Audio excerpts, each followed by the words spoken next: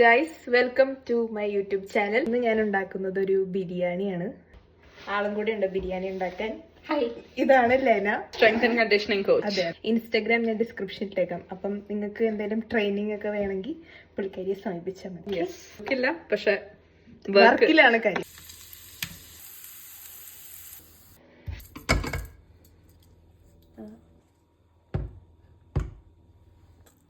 Okay,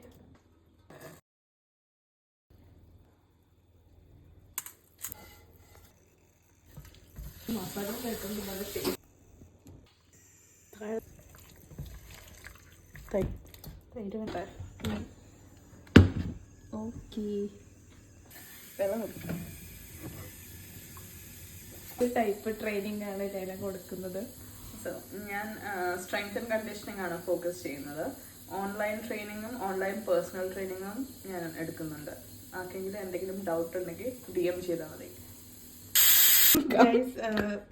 successfully ഇത് flop ആയിരിക്കുകയാണ്. നമ്മളിനി ഇത് പായസമാക്കി കുടിക്കാനാണ് പ്ലാൻ, അല്ലേ? യെസ്. ഞങ്ങൾ പറഞ്ഞതിൽ ചെറിയൊരു വ്യത്യാസമുണ്ട്. ഞങ്ങൾ ഇന്ന് 2 ഐറ്റമാണ് ഉണ്ടാക്കുന്നത്. ഒന്ന് ബിരിയാണിയും ഒന്ന് പായസം.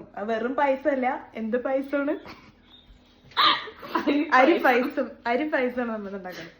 ഓക്കെ, ഇല്ലാത്തതുകൊണ്ട് അല്ലേ, ലെനയുടെ ഐഡിയ ആണ് നമുക്ക് പായസം ഉണ്ടാക്കാനും.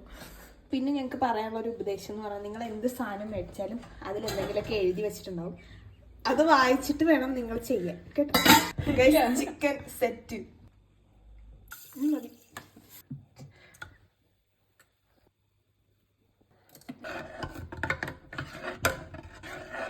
നിങ്ങൾ എങ്ങനെയാണോ ഗൈസ് ഏലക്ക ഇടിക്കുന്നത്?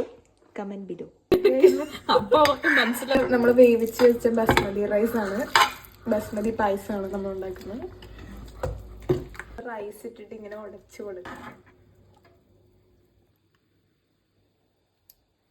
ഇങ്ങനെയുണ്ടല്ലേ പായസം, അടിപൊളിയാ.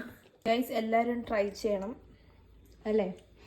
വളരെ നല്ലൊരു പായസമാണിത്. ഇതിപ്പോ ഞാൻ ബസ്മതി പായസം.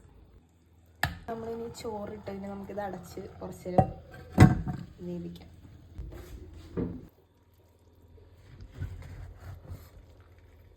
സദ്യ ചോറ്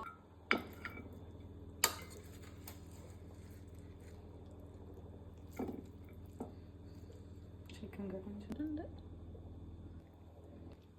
കഴിച്ചിട്ടോ? ഒന്നതരമായിരിക്കുന്നു. വെറുതെ പറയാനൊന്നും ആയിരിക്കരുത്.